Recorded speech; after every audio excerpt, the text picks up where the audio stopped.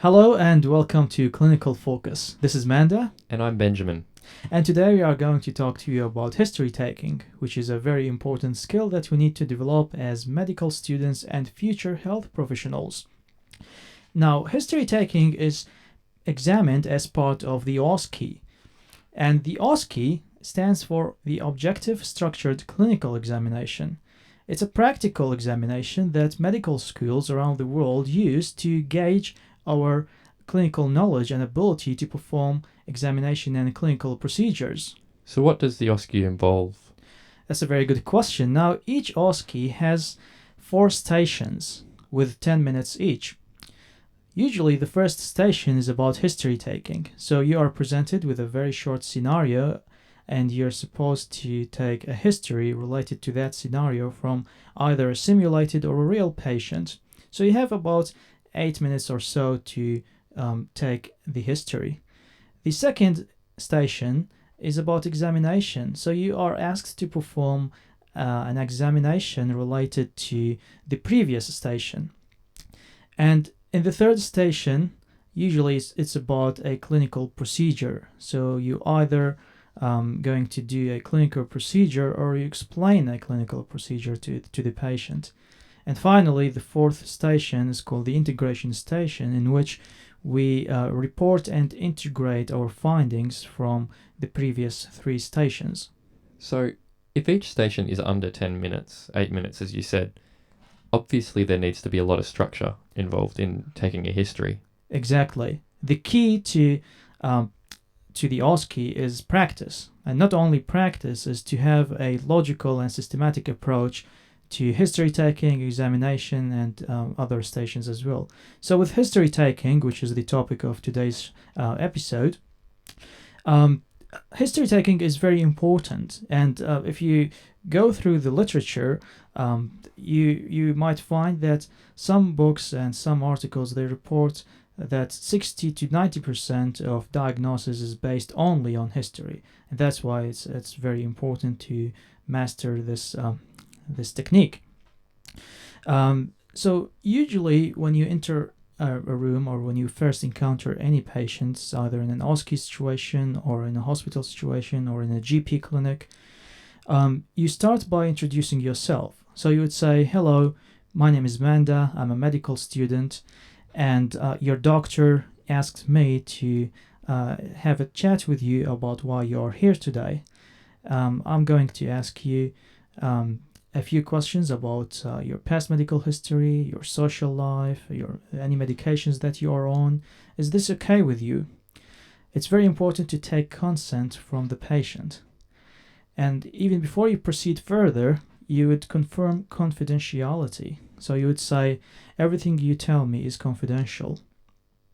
However, at the end, I will report my findings back to my supervisor or your doctor. And after you gain consent from the patient and make sure that the patient is comfortable, you start your history. And the way to start the history is to collect very basic demographic information about your patient. So there's an acronym, NAO, now. N stands for name, A stands for age, and O stands for occupation. So at this stage, you've only collected 3 basic pieces of information, but at this stage you should already be starting to put things together and... Exactly. So your list of differential diagnoses, and by this we mean the possible likely causes of this patient's illness or discomfort, starts at the moment you encounter the patient. And by taking this basic information, you're forming your list of differential diagnoses. Now, with the name, it's very important to know the name of the patient, as a form of courtesy, as a sign of courtesy, to address the patient using his or her name, so either first name or surname. And with the age of the patient, we know that certain diseases are more common in certain age groups. So it's very important to inquire about the age. So that might change your diagnosis altogether. Let's say you've got a 19-year-old patient coming in with a cough as opposed to a 70-year-old patient coming in with a cough. You're going to come up with different kind of diagnoses just based on the age already. Exactly, that's very true. And with the occupation, you want to make sure to document that. And if the patient is a pensioner, then you would ask about the previous occupation. And this is quite important because in certain occupations, the patient might have been exposed to certain environmental factors which might be the cause of his current presenting complaint. So the next stage, once you've got this basic information, is to ask about the history of the presenting complaint. Why have they come in today? And what a medical student should do, and often doctors will do as well, is just have a little catchphrase or a little question that they're going to ask, and they'll just throw that out at every patient who comes and sees them. So the one I use is, why have you come to see the doctor today? Another one would be something like, can you tell me about what's going on today? And if I was to ask Manda might say, well, I had this chest pain which have been going for a while. Okay, so I'll try and get Manda to expand on that and just give him about a minute or two of free speech to try and get as much information out of him as I can easily. So yeah, so the chest pain sort of started 3 to 4 days ago when I was exercising, and yeah, it's sort of in the center of my chest, and I felt that the pain is sort of radiating towards my left shoulder, and when I rested, the pain went away. So once we have this basic information and we've gotten that minute or 2 minutes of kind of information, what we do is we use the mnemonic WWQQAAB. Now, I'll go through that slowly, and I'll go through it again and give you questions. But to go through it, it is W, when, the next W is where, then quality, quantity, any aggravating or alleviating factors, any associated symptoms, and the final one B, any beliefs, and often it might be interesting to put concerns or any expectations they have for the consultation as well at this point. So if I was to go through it with Manda and his illness that he's coming to see me with today, I'd start with when. Manda, he's already told me, but can you tell me again, Manda? Well, when the chest pain started 3 to 4 days ago. And has it been getting worse or has it been getting better? It's worse only like while I exercise. Okay, so the next W is where. Manda, you told me it's the center of your chest. Can you tell me a bit more about that? Yeah, so the pain sort of started in the center of my chest, and then it moved towards my left shoulder and arm. Okay, so it's in your arm at the moment as well. Yep. Okay, so the next letter is Q, and that stands for quality. What kind of pain is it? It's sort of a crushing pain. It's like I feel, a tightness in my chest. And is it the same pain in your arm? Yeah. Okay, so if the patient isn't really able to answer this question, and often they might not be able to, you might want to give them a few examples. So is the pain sharp? Is it throbbing? Is it aching? Stuff like that, and see if they can kind of associate their pain with one of the things that you can give them. The next Q is quantity. Now this might seem like a strange concept, but the idea is that you give the patient a 1 to 10 scale, 10 being the worst possible pain or whatever the presenting complaint is, and ask them how do they rate what they've come in with. So if I was to ask Manda, on a scale of 1 to 10, 10 being the worst pain you've ever experienced, what is your chest pain at the moment? Well, at the moment it's I would say 6 out of 10. But when it first started, which was like 3 to 4 days ago, it was 8 or 9. So if the patient doesn't volunteer what it was when it started, it might even be a good idea to ask that specifically. So then you move on to aggravating and alleviating factors. So ask him, are there any factors that have been aggravating the pain? Well, when I exercise or when I get stressed, the pain, it seems to be there. But when I rest, the pain goes away. Okay. Have you tried any medications that might help? Yeah. I tried Panadol, but it seems that it didn't help. Okay. So once you've done the first A, the second A is any associated symptoms. Has Manda noticed anything else? Well, I noticed some shortness of breath, and also some sweating as well. Yeah. Okay. And then once I've gotten that, I'll ask him, are there any things that he believes it might be or anything he's concerned about? Yeah, I'm concerned that it might be a lung infection because, it's winter now. And it has been affecting me because I am used to exercising regularly, and now because of this pain, I cannot exercise. And now, after the history of presenting complaint, we usually proceed to the system review questions. Now, what are the system review questions? System review questions, as the name suggests, are a set of questions that are designed to explore further the history of presenting complaint, and they are system-specific questions. Now, if we believe that the presenting complaint is related to the cardiovascular system, for example, then we ask questions related to the cardiovascular system. However, if we believe that the presenting complaint is a manifestation of an underlying respiratory problem, then we ask respiratory related questions. So let's say our patient came in with a cough. So it may be something to do with a respiratory illness. So you're going to ask respiratory system questions. What kind of things do they involve? Exactly. Well, we usually ask like about the cough, the timing of the cough, like how often do they get the cough, and whether the onset is acute or chronic. We ask about any associated sputum or phlegm. We ask about if there's any blood in the sputum, any wheezing during shortness of breath. We ask about chest pain, any fevers, night sweats, or just generalized fatigue. So when you're asking those questions, there are quite a few of them.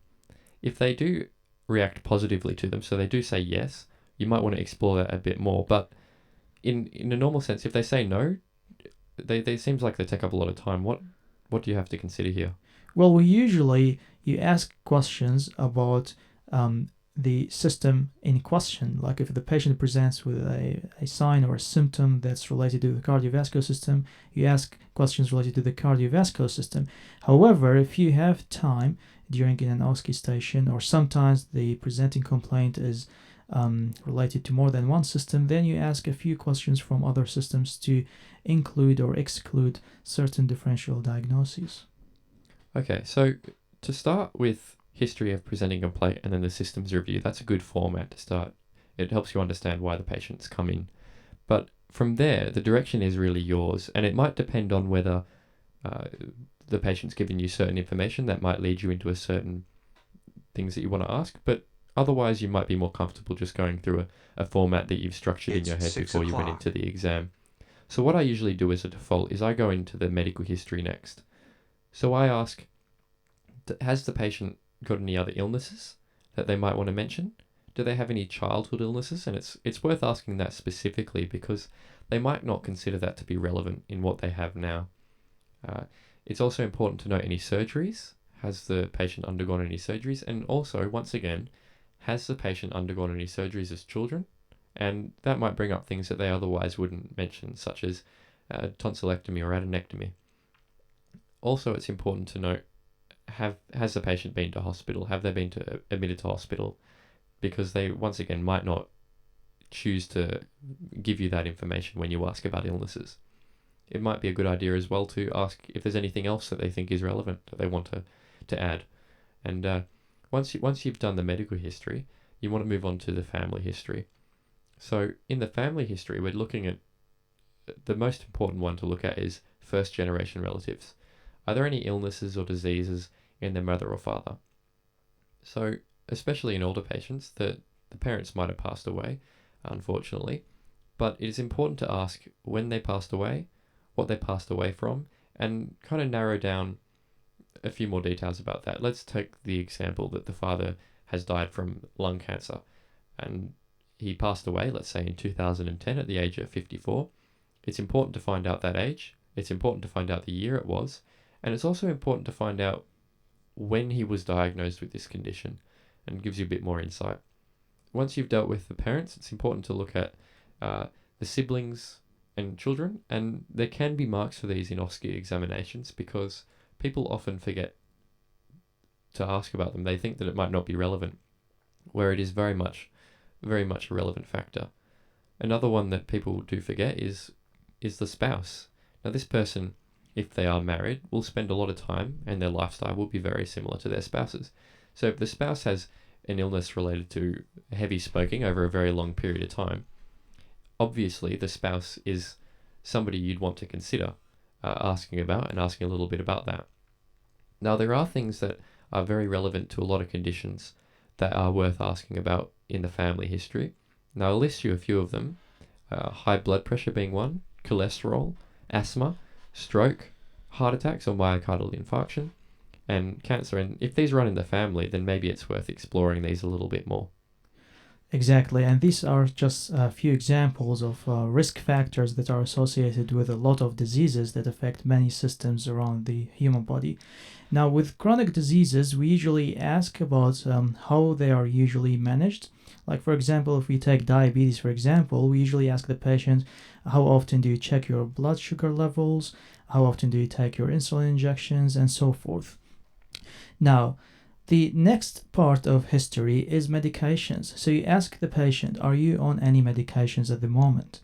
And by asking this, you want to see if there are any side effects of these medications that are related to the presenting complaint of the patient. There might be some drug interactions between some of the drugs that the patient is taking. You would also ask about compliance. You say, are you taking your medications on a regular basis? The next question related to this category is allergies. It's very important to document any allergies. The next part of the history is the social history.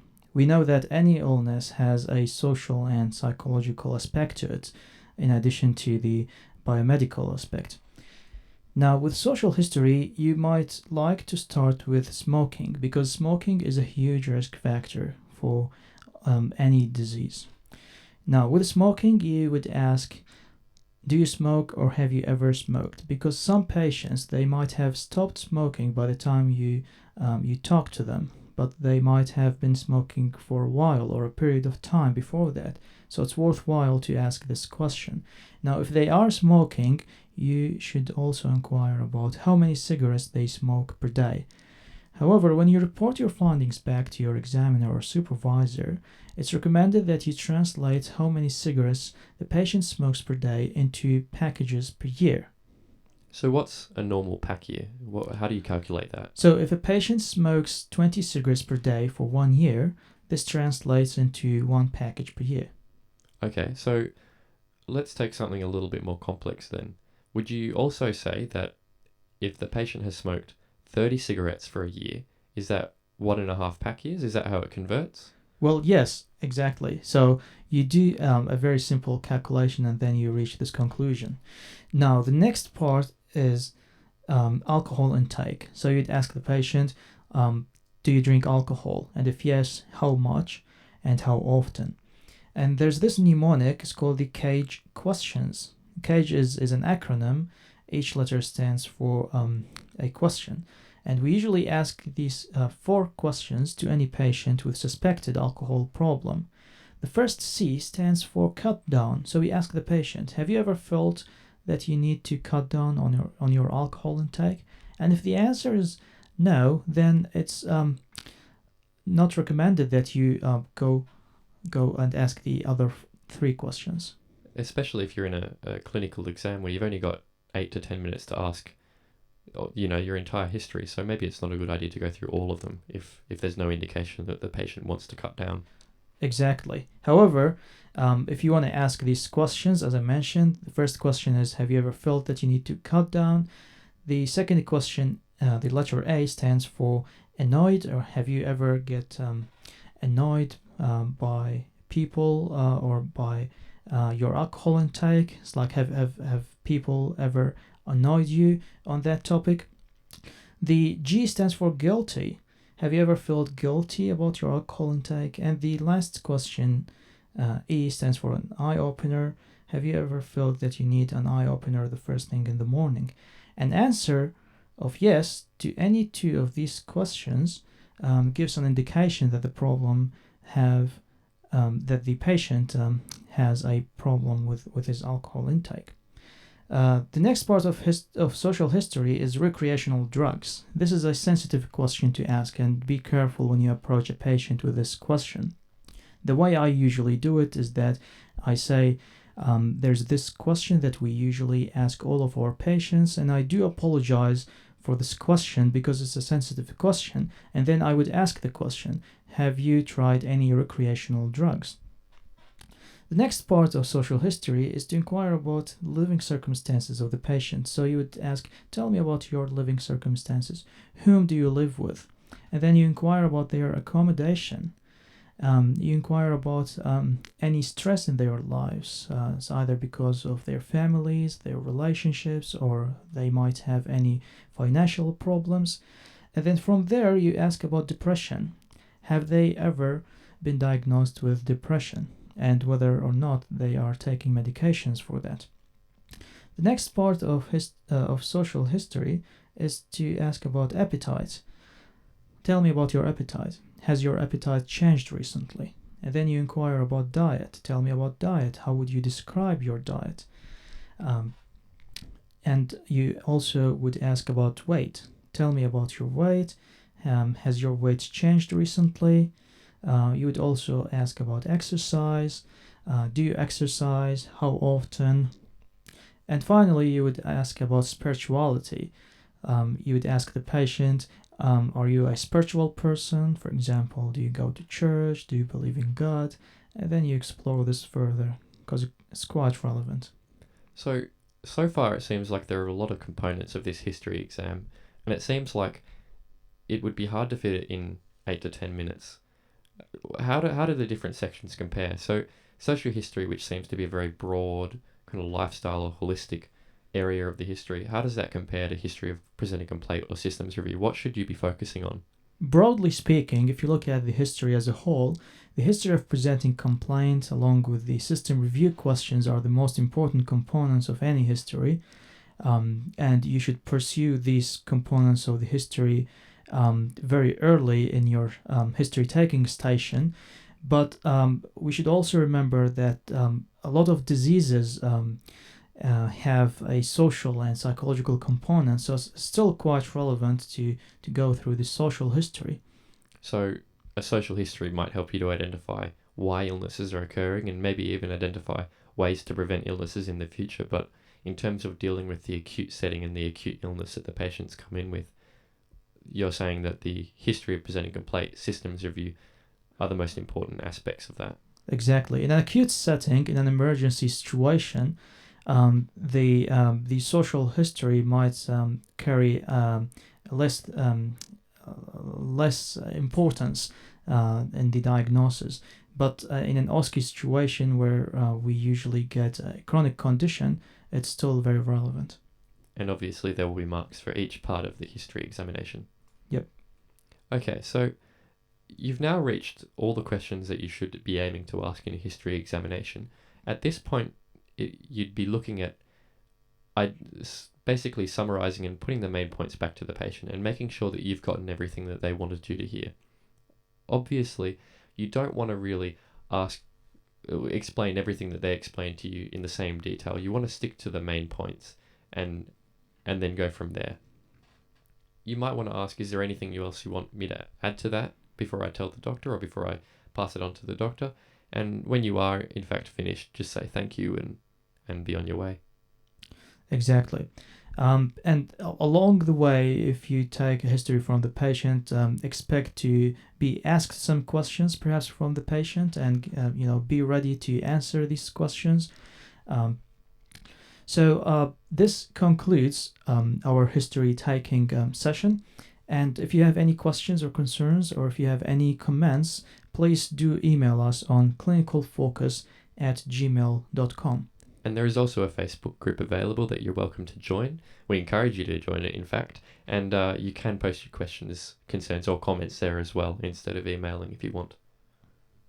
And now, next, we have 2 scenarios related to the respiratory system history taking. We would like you to listen to these.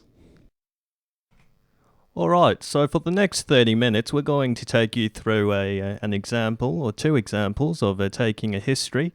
We'll be doing the respiratory system, so have fun listening. Hello, my name's Johnson. I'm a second year medical student from Monash University. The doctor's asked me to come in and to interview you. Are you okay with me doing so? Yeah, that's fine. So anything we discuss will remain confidential, and at any time, if you don't feel comfortable answering any of the questions, please tell me so, and I'll stop. Okay, no problem. Okay, great. So to start off with, can I get your name, please? Sharon Foster. Sharon Foster. And can I call you Sharon? Yeah, that's fine. Doesn't matter. Fine. Okay. So Sharon, can I get your age, please? I'm 21 years old. Okay. And what do you do, Sharon? Oh, I'm a student doing law at Monash University. Okay. And how's that going? It's quite hectic. I'm really stressed at the moment, but okay. yeah, just lots of stuff to get done. Yeah, I can imagine. Can you tell me why you've come in to see the doctor today? I'm not actually quite sure. I'm feeling unusually out of breath. Yeah. I don't know what's causing it really. Okay. Can you tell me a bit more about that? Well, I have this tightness in my chest, and I've never noticed the symptoms until now, and yeah, just like difficulty with breathing. Okay. So is it okay if I ask you a few more questions about that? Yeah, that's fine. Yep. Okay. So tell me, when did it begin? Well, I suppose it kind of begins at different times. I can't really think when it began. It seems a bit of a problem, and I think in the past couple of months, it's just been getting worse and worse. And especially when I'm doing things which require a lot of effort, that's when I notice it the most. Oh, okay. Okay. And tell me, what does it feel like? Well, I suppose it feels like I'm not getting enough air in my lungs. Okay. It's like I'm trying to breathe and fill them up, but it just, I don't know, it doesn't feel right. Okay. And give me an idea of where it sits on a scale from 0 to 10, with 0 being, it being fine, and 10 being really severe shortness of breath. I'd say it's about 7 or 8. It's quite bad. Okay, so that does sound quite severe. Is there anything else that you've noticed about your body? Has anything else changed? Sorry, I have a bit of a cough as well. I don't know if it's connected to it at all. Okay, we'll look into that a bit later on. And is there anything you do or don't do which makes it better or worse? Well, when I exercise, I find that it gets a lot worse. Okay. I usually have to stop and catch my breath. Sorry. Yeah, and I don't think there's anything else to it that I have noticed that makes it better. It's just that when I do exercise, it gets a lot worse. Sure. Okay. And do you have any idea of what it might be? Well, I was thinking that maybe I had asthma as a child, and maybe that's somehow connected to it. Oh, okay. Yeah, sure. Any concerns about your shortness of breath? No, not really. Just wanted to know how to make it go away or what's causing it, really. Yeah, definitely. Okay, then. If it's okay with you, I'm going to just ask you a few more questions, and there'll be yes or no answers. So just bear with me. Yep. Have you you mentioned before the coughing? Have you got any? Do you cough up any phlegm or anything? What's phlegm? So any mucusy, white, yellowy? Sometimes, yeah. Sometimes with a bit of just like white covering. Okay. I don't know if that makes any sense.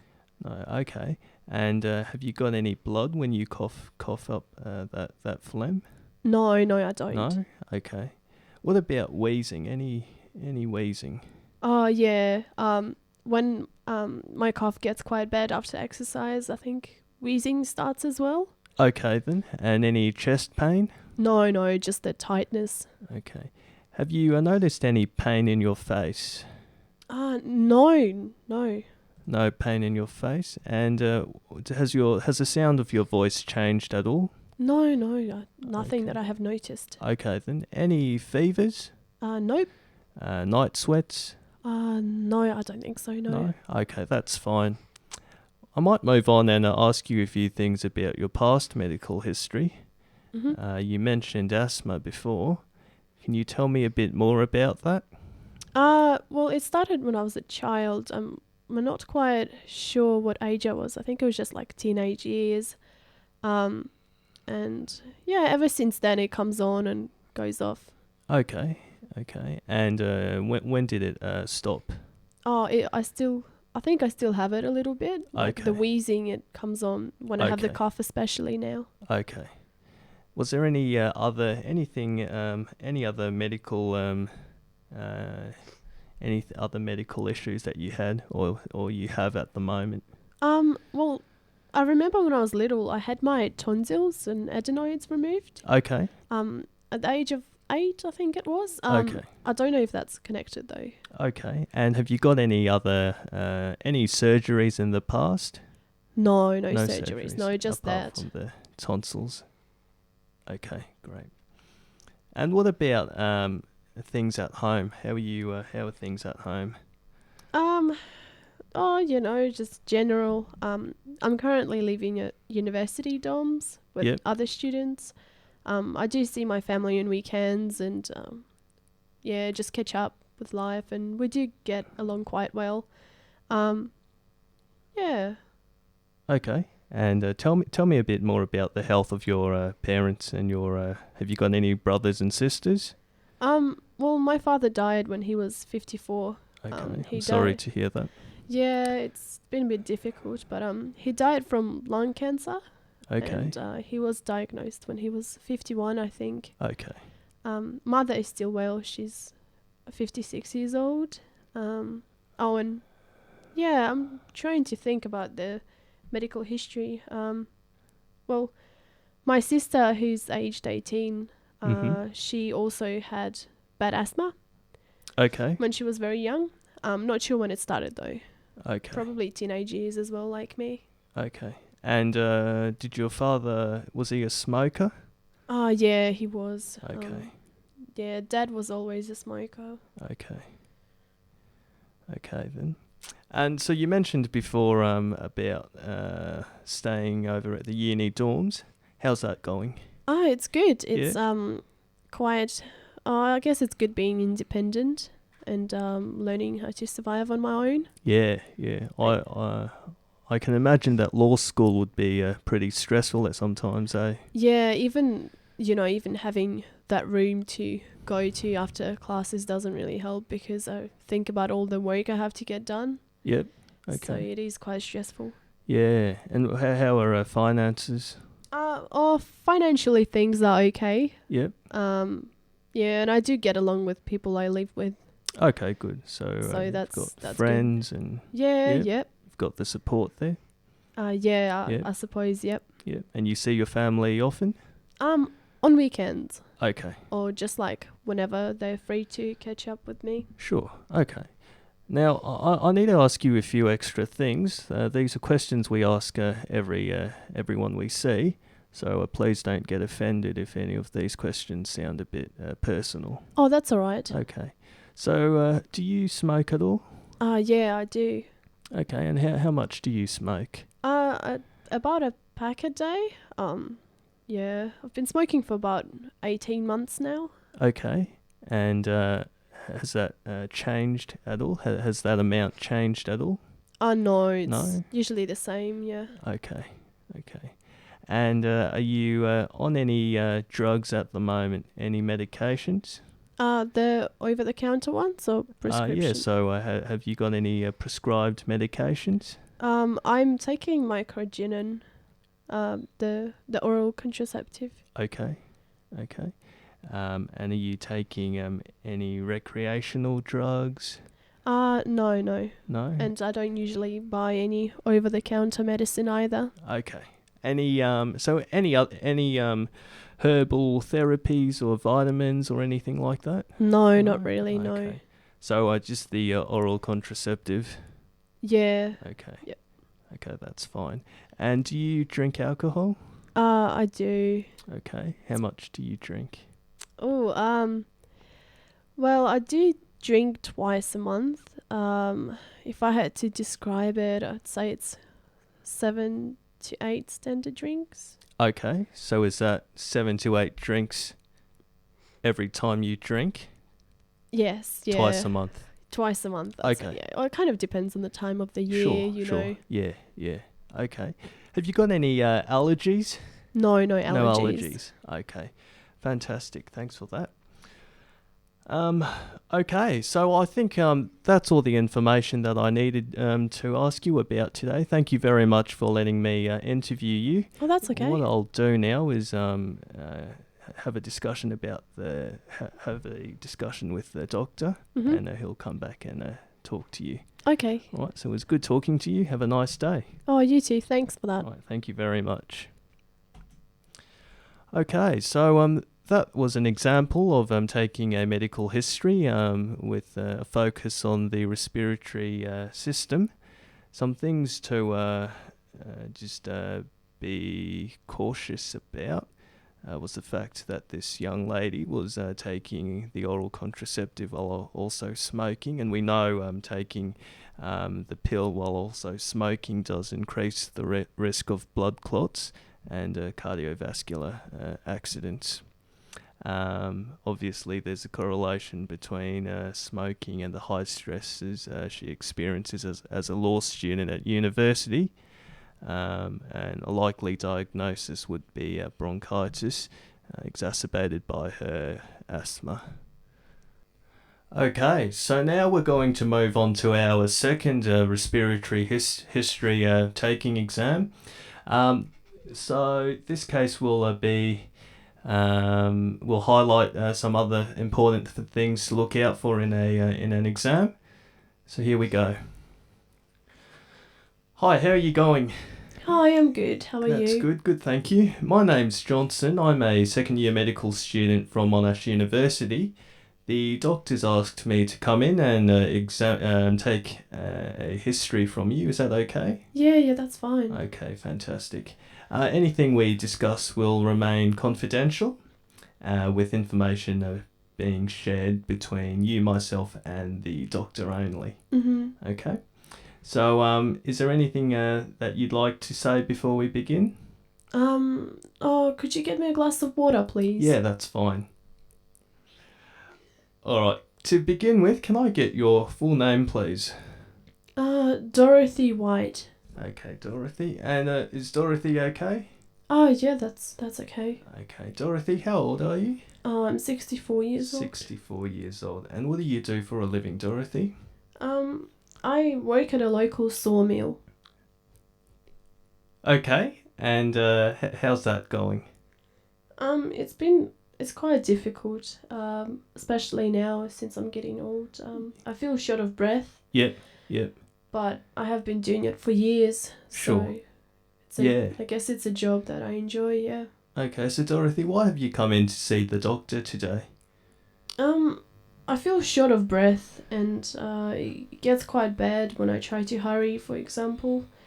I used to use inhalers. Okay, and can you tell me a bit more about the shortness of breath, was it? Yes. I just get this tightness in my chest Tightness. and don't seem to be able to breathe. Okay. And when did this happen? Oh, it actually started years ago. Okay. I just haven't done anything about it. Okay. It's been getting worse and worse, actually. Yeah. Yeah, I probably should have looked at it before. Okay, that's fine. And what does it feel like? Can you give me an idea? Can you describe it however you want? Just give me an idea of what it feels like to you. Okay. Well, if I'm feeling like I'm not getting enough air and I want to take a deep breath, I seem to have difficulty with it. Like, I find it difficult to gather all the air in my lungs.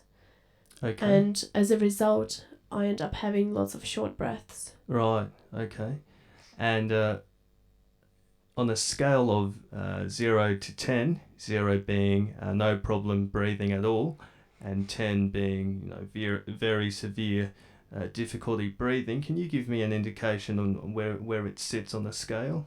I'd say about a 7.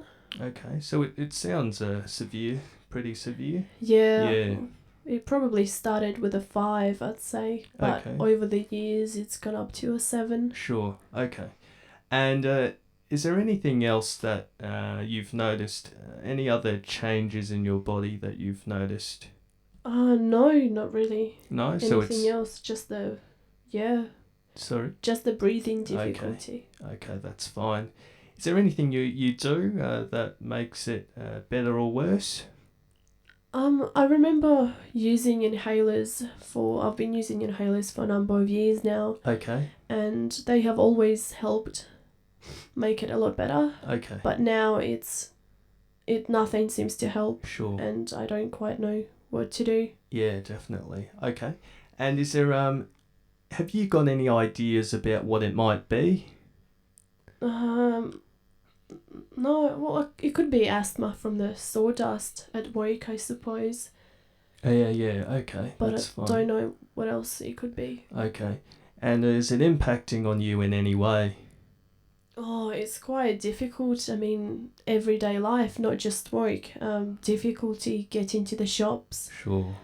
Because I just can't seem to get enough oxygen, and I have to take frequent stops Right. as well Yeah. to gather my breath, I suppose. And I imagine that would be a big concern for you.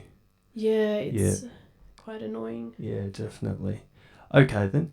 What I might do is move on and ask you a few more questions about that tightness in your chest, if that's okay. Yeah, that's fine. They're simple yes/no answers. So just tell me the first thing that comes to mind. No problem. Okay.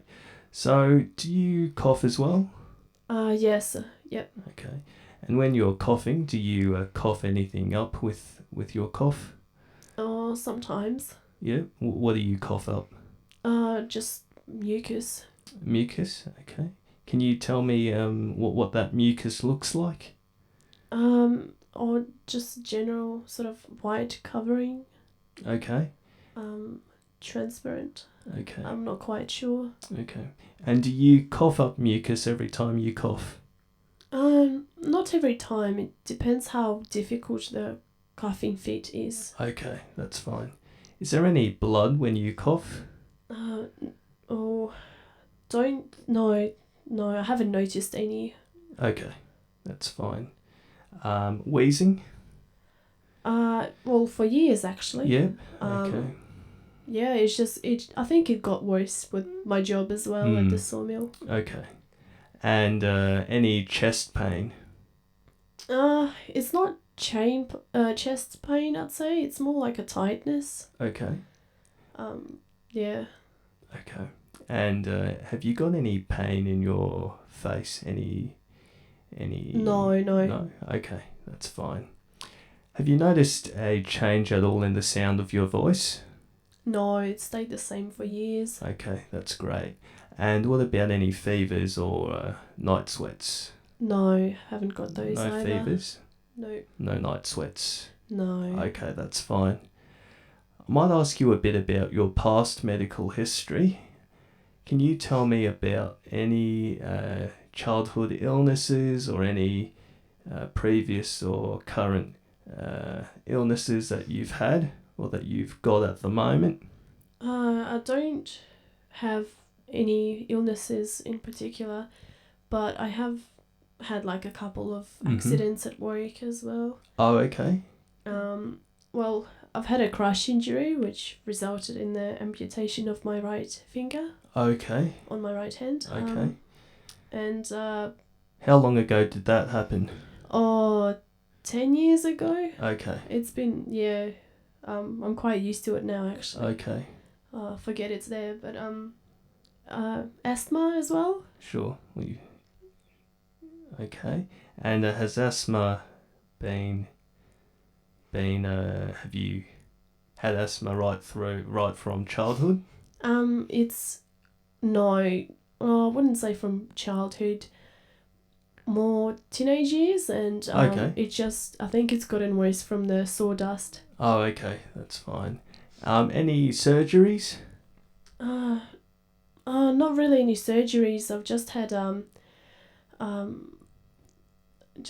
simple injuries on, like, you know, when you get a bruise or a sprain, you just, I guess, band-aided it up and leave it like that. I haven't Sure. had anything serious like surgeries. Okay, that's fine.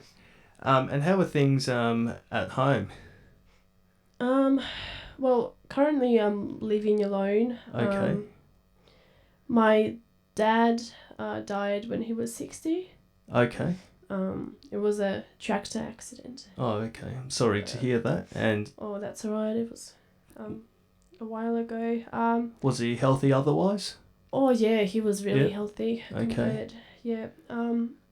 Mother is 82 years old. Okay. In aged care. She's got severe memory loss. Okay. So, I suppose it's quite difficult when I visit her. She Yeah. doesn't remember me, but I have no siblings. Okay. Only child, and living alone. Okay. And have you got any? Does your mother have any other illnesses? No, No? just I guess it comes with age. Okay, that's fine. And what about you mentioned before that you live at home by yourself. Are you married or were you married? Yes, I was 15 years back, but it didn't work out ever since then. I've just been living alone in Okay. Licola. Sorry? I've been living alone in Licola. Okay. I drive to work, but at work I can't really lift or maneuver wood in the mill Okay. because it's quite difficult breathing, and Hmm. so I do have to stick with low effort tasks. Okay. And any children at all? No children. Okay, that's fine. Tell me a bit more about your work. So you find it difficult to move the wood around? Yes, I wish I could do more. I have been doing it for years, but because of this, I find I'm limited to a particular number of tasks. Okay. And how does that affect you financially? Financially, things are okay. I'm still getting the same, I guess, pay, but I do feel I'm not contributing much at work, Sure. and that does make me feel guilty sometimes. Okay. Okay, that's fine. What about any social support? Social support. So friends, other family members? I have a cooking group. Okay. Get together with my friends, and we make dinner for each other. Yeah. And I suppose that's my support group. Okay, that's good. That's fine. And do you feel any other? Do you have any other stresses in life? No, not really. I guess. No, not now. Okay. Now it's just quite simple. Yeah. Okay. And how's your diet, exercise? I don't think I eat quite well. I mean, you hear that you're supposed to have, I think, 5 veggies and 2 fruit per day. I'm not able to do that because it's difficult getting to shops. Right. They are quite far away from my house, and Okay. that's why I'd say I have a poor diet. Okay. That's fine. Now, before I let you go, I wanted to ask you a few questions, and these are questions that we need to ask everyone that comes in and sees us. So I apologise in advance if I cause you any offence. Please don't be offended. That's all right. Do you smoke at all?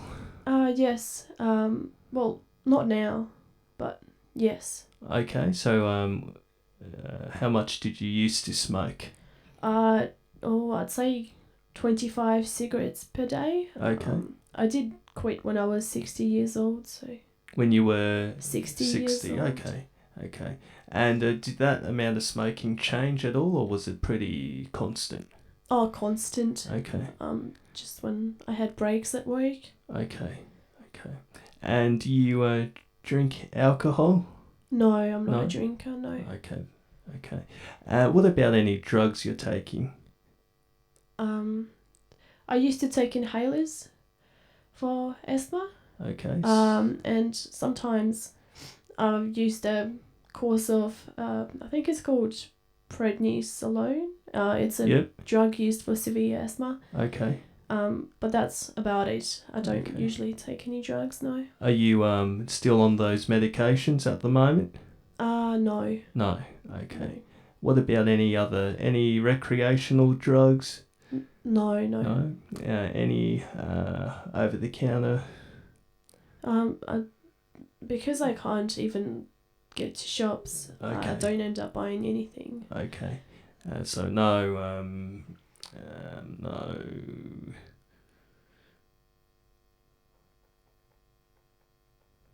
That's fine. I was just trying to think of what else. No herbal, no vitamins. Sometimes I take vitamin D. Okay. Just they do say with age you have to Sure. for your bones, but yeah, that's about it. Okay, that's fine. Okay then. That's fine. I've got everything I wanted to ask you. So thank you very much for letting me have a chat with you. What I'll do is I'll relay back the information to the doctor, and he'll come back and have a chat with you. No problem. Okay, thank you very much.